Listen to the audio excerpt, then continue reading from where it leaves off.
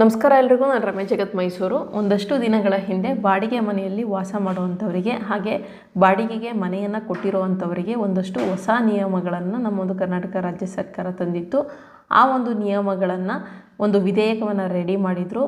ಆ ಒಂದು ವಿಧೇಯಕ ನಿನ್ನೆ ಸದನದಲ್ಲಿ ಮಂಡನೆ ಕೂಡ ಆಗಿತ್ತು. ನಿನ್ನೆ ಅದಕ್ಕೆ ಒಪ್ಪಿಗೆ ಕೂಡ ಕೊಟ್ಟಿದ್ದಾರೆ. ಸೊ ಇನ್ನು ಮುಂದೆ ಬಾಡಿಗೆದಾರರು ಹಾಗೆ ಬಾಡಿಗೆಗೆ ಮನೆ ಕೊಟ್ಟಿರುವಂತಹ ಮಾಲೀಕರು ಎಲ್ಲರೂ ಸಹ ಕರ್ನಾಟಕದ ಈ ಒಂದು ಹೊಸ ಏನು ಬಾಡಿಗೆ ನಿಯಮ ಏನಿದೆ ಆ ಒಂದು ನಿಯಮಗಳನ್ನು ಪಾಲನೆ ಮಾಡಲೇಬೇಕಾಗತ್ತೆ. ಬಾಡಿಗೆ ವಿಧೇಯಕ ಕರ್ನಾಟಕ ಬಾಡಿಗೆ ವಿಧೇಯಕ 2025 ನಿನ್ನೆ ಒಂದು ಅಂಗೀಕಾರ ಆಗಿದೆ. ಸೊ ಇನ್ನು ಮುಂದೆ ಈ ಎಲ್ಲ ರೂಲ್ಸ್ಗಳನ್ನು ಫಾಲೋ ಮಾಡಲೇಬೇಕಾಗಿರುತ್ತೆ ಬಾಡಿಗೆಯಲ್ಲಿ ಇರೋವಂಥವ್ರು ಹಾಗೆ ಬಾಡಿಗೆಗೆ ಮನೆ ಕೊಟ್ಟಿರುವಂಥವ್ರು. ಹಾಗಿದ್ರೆ ಏನೇನೆಲ್ಲ ರೂಲ್ಸ್ ಇದೆ, ಏನಕ್ಕೆ ಈ ಒಂದು ವಿಧೇಯಕವನ್ನು ಮಂಡನೆ ಮಾಡಿದ್ದಾರೆ ಅದನ್ನು ನಿಮಗೆ ತಿಳಿಸ್ತೀನಿ. ಇತ್ತೀಚಿನ ದಿನಗಳಲ್ಲಿ ಬಾಡಿಗೆ ಮನೆಗಳು ಹೆಚ್ಚಾಗಿದೆ. ಬೆಂಗಳೂರಲ್ಲಂತೂ ಹೆವಿ ಆಗಿದೆ. ಬೆಂಗಳೂರು ಸೇರಿದಂತೆ ನಮ್ಮ ಒಂದು ರಾಜ್ಯದ ನಾನಾ ಮೂಲೆಗಳಲ್ಲಿ ಬಾಡಿಗೆಗೆ ವಾಸ ಇರುವಂಥವರ ಸಂಖ್ಯೆ ಜಾಸ್ತಿ ಆಗಿದೆ. ಸೊ ಸಂಖ್ಯೆ ಜಾಸ್ತಿ ಆದಮೇಲೆ ಅಲ್ಲಿ ತಕರಾರುಗಳು ಇದ್ದದ್ದೇ ಬಾಡಿಗೆದಾರರಿಗೆ ಹಾಗೆ ಮಾಲೀಕರಿಗೆ. ಸೊ ಆಗಿಂದಾಗಲೇ ಜಗಳಗಳಾಗಿರ್ಬೋದು, ತಕರಾರುಗಳಾಗಿರ್ಬೋದು, ಕೇಸ್ಗಳಾಗಿರ್ಬೋದು, ಹಿಂಗೆ ಕೋರ್ಟ್ ಕೇಸ್ಗಳು ಈ ರೀತಿ ಎಲ್ಲ ಆಗ್ತಾಯಿತ್ತು. ಆ ಕಾರಣಕ್ಕೋಸ್ಕರ ಏನು ಮಾಡಿದ್ರು, ಒಂದಷ್ಟು ನಿಯಮಗಳನ್ನು ಮಾಡಿ ದೊಡ್ಡ ಮಟ್ಟದ ಈ ನಿಯಮಗಳ ಉಲ್ಲಂಘನೆ ಮಾಡಿದರೆ ದೊಡ್ಡ ಮಟ್ಟದ ದಂಡವನ್ನು ಕೂಡ ನಿಗದಿ ಮಾಡಿದ್ದಾರೆ. ತಿಳಿಸ್ತೀನಿ. ಕರ್ನಾಟಕ ರಾಜ್ಯದಲ್ಲಿ ಬಾಡಿಗೆ ಮನೆಗಳ ಸಂಖ್ಯೆ ಹೆಚ್ಚಾಗ್ತಾ ಇರೋ ಕಾರಣಕ್ಕೋಸ್ಕರ ಮಾಲೀಕರು ಮತ್ತು ಬಾಡಿಗೆದಾರರ ನಡುವೆ ಆಗುವಂತಹ ತಕರಾರುಗಳು ಅಥವಾ ಘರ್ಷಣೆಗಳು ಹೆಚ್ಚಾಗ್ತಾ ಇದೆ. ಅದನ್ನು ತಡೆಯೋದಕ್ಕೆ, ಸಮಸ್ಯೆಗಳನ್ನು ಬಗೆಹರಿಸೋದಕ್ಕೆ ನಮ್ಮ ಒಂದು ರಾಜ್ಯ ಸರ್ಕಾರ ಕರ್ನಾಟಕ ಬಾಡಿಗೆ ತಿದ್ದುಪಡಿ ಒಂದು ನಿಯಮಗಳನ್ನು ತರೋದಕ್ಕೆ ಮುಂದಾಗಿತ್ತು.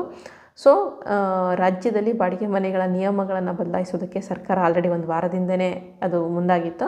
ಸೊ ಕರ್ನಾಟಕ ಬಾಡಿಗೆ ಕಾಯ್ದೆ 1999 ಆಗಿರುವಂತಹ ಕಾಯ್ದೆನೇ ಇಲ್ಲಿವರೆಗೂ ಕಂಟಿನ್ಯೂ ಆಗ್ತಾಯಿತ್ತು.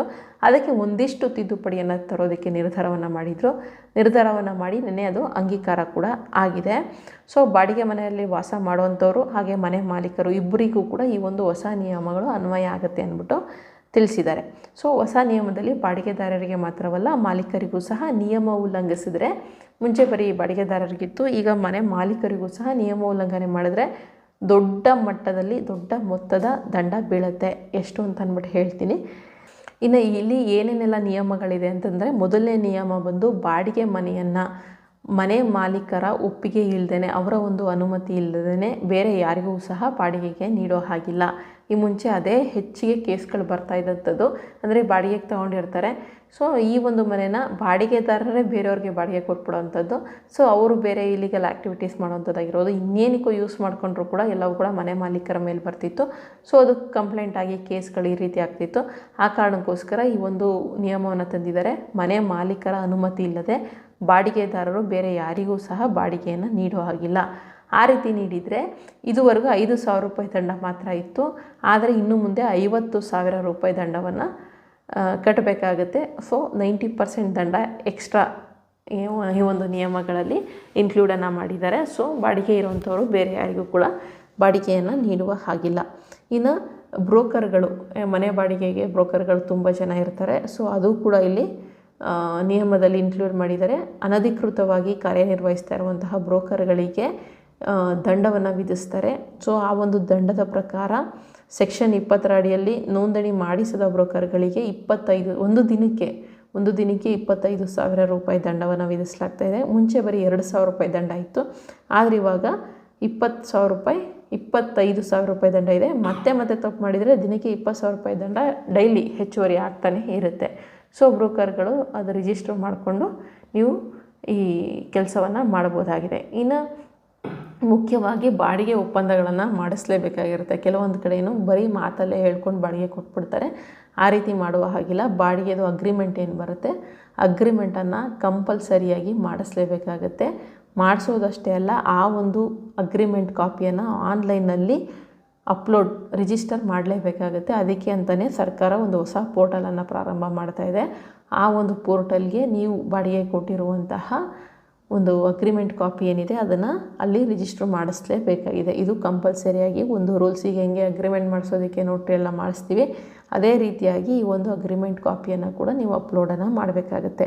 ಸೊ ಇದರಿಂದ ಏನಾಗುತ್ತೆ, ನೆಕ್ಸ್ಟ್ ಏನಾದರೂ ಇಬ್ಬರ ಮಧ್ಯೆ ತಕರಾರು ಬಂದರೆ ಅದನ್ನು ಆ ಒಂದು ಅಗ್ರಿಮೆಂಟ್ ಕಾಪಿಯಲ್ಲೇ ಒಂದಷ್ಟು ರೂಲ್ಸ್ ರೆಗ್ಯುಲೇಷನ್ಸ್ ಎಲ್ಲ ಇರುತ್ತಲ್ಲ, ಸೊ ಸಾಲ್ವ್ ಮಾಡಬೇಕಾದ್ರೆ ಇದನ್ನು ಓದ್ಕೊಂಡು ಇಲ್ಲೇನೇನೆಲ್ಲ ಕೊಟ್ಟಿದ್ರು ನೀವು ಓದ್ಕೊಂಡಿಲ್ವೇನಪ್ಪ ಅಂತ ಅಂದ್ಬಿಟ್ಟು ಕೇಳಿಬಿಟ್ಟು ಸಾಲ್ವ್ ಮಾಡಲಿಕ್ಕೆ ಅದು ಈಸಿ ಆಗುತ್ತೆ ಅಂದ್ಬಿಟ್ಟು ಯಾವುದೇ ವ್ಯಾಜ್ಯಗಳನ್ನು ಕಡಿಮೆ ಮಾಡೋಕ್ಕೆ ಸಲುವಾಗಿ ಈ ರೀತಿಯಾಗಿ ನಿಮ್ಮ ಒಂದು ರೆಂಟಲ್ ಅಗ್ರಿಮೆಂಟನ್ನು ಆನ್ಲೈನಲ್ಲಿ ಅಪ್ಲೋಡ್ ಅದಕ್ಕೆ ಅಂತ ಒಂದು ಪೋರ್ಟಲ್ ಮಾಡಿದ್ದಾರೆ. ಅದು ನೆಕ್ಸ್ಟು ಹೇಗೆ ಅಪ್ಲೋಡ್ ಮಾಡೋದೆಲ್ಲ ತಿಳಿಸ್ತೀನಿ ನಾನು.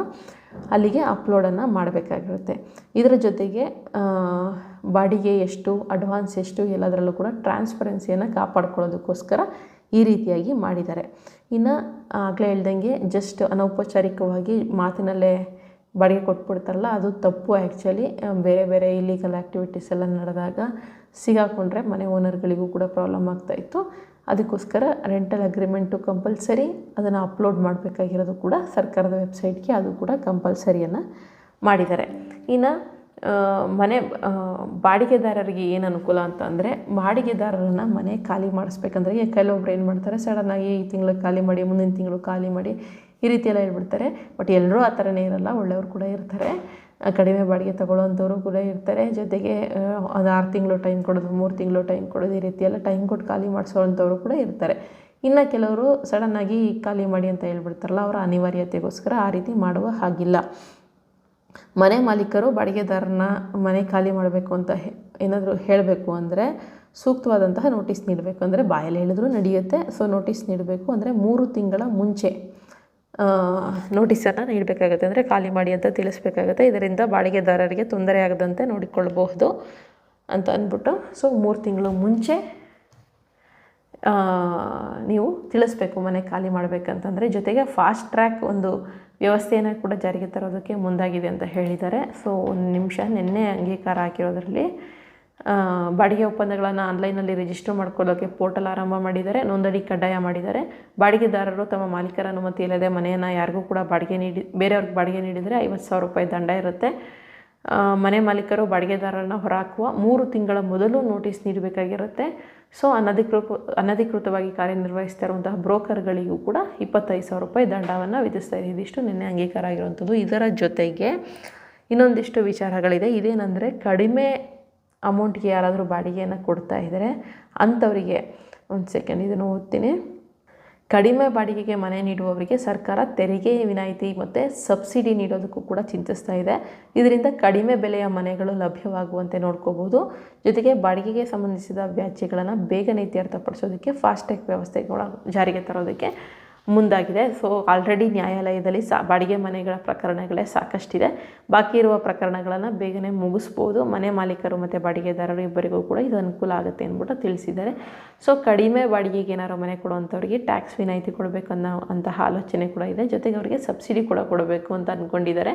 ಯಾಕಂದರೆ ಇದರಿಂದ ಕಡಿಮೆ ಬೆಲೆಗೆ ಬಾಡಿಗೆಗೆ ಜನರಿಗೆ, ಅಂದರೆ ಸ್ವಲ್ಪ ಬಾಡಿಗೆ ಮನೆ ತೊಗೊಳ್ಳೋಂಥವರೆಲ್ಲ ಮಿಡಲ್ ಕ್ಲಾಸ್ ಅವರು ಇರ್ತಾರೆ, ಲೋವರ್ ಮಿಡಲ್ ಕ್ಲಾಸಲ್ಲಿ ಇರ್ತಾರೆ, ಬಡವರು ಇರ್ತಾರೆ. ಇಂಥವ್ರಿಗೆಲ್ಲ ಸ್ವಲ್ಪ ಕಡಿಮೆ ಬೆಲೆಗೆ ಮನೆ ಸಿಗಲಿ, ಅವರಿಗೂ ಅನುಕೂಲ ಆಗಲಿ ಅಂತ ಅಂದ್ಬಿಟ್ಟು ಈ ಒಂದಷ್ಟು ನಿಯಮಗಳನ್ನು ರೂಪಿಸಿದ್ದಾರೆ. ಮನೆ ಮಾಲೀಕರು, ಬಾಡಿಗೆದಾರರು ಇದಿಷ್ಟು ನಿಯಮಗಳನ್ನು ಪಾಲನೆ ಮಾಡಬೇಕಾಗಿರುತ್ತೆ.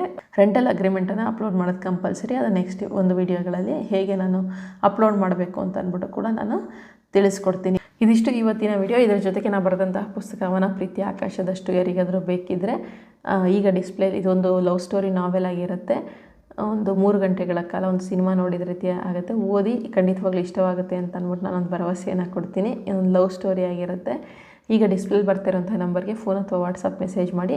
ಓದಿದ ನಂತರ ಪುಸ್ತಕದ ಕೊನೆಯಲ್ಲಿ ನನ್ನೊಂದು ಪರ್ಸ್ನಲ್ ಫೋನ್ ನಂಬರ್ ಇದೆ. ಅದಕ್ಕೆ ನಿಮ್ಮ ಒಂದು ಅಭಿಪ್ರಾಯವನ್ನು ತಪ್ಪದೇ ತಿಳಿಸಿ. ಪಾಸಿಟಿವ್ ಆಗಿದ್ರೂ ಓಕೆ, ನೆಗೆಟಿವ್ ಆಗಿದ್ರೂ ಓಕೆ. ಇದರ 2ನೇ ಭಾಗ ಇದೆ ಡಿಸೆಂಬರ್ನಲ್ಲಿ ನಿಮಗೆ ಕೈ ತಲುಪುತ್ತೆ. ಇದಿಷ್ಟು ಇವತ್ತಿನ ವಿಡಿಯೋ. ಮುಂದಿನ ವಿಡಿಯೋ ಜೊತೆ ಮತ್ತೆ ಸಿಗ್ತೀನಿ. ಧನ್ಯವಾದಗಳು. Thank you so much.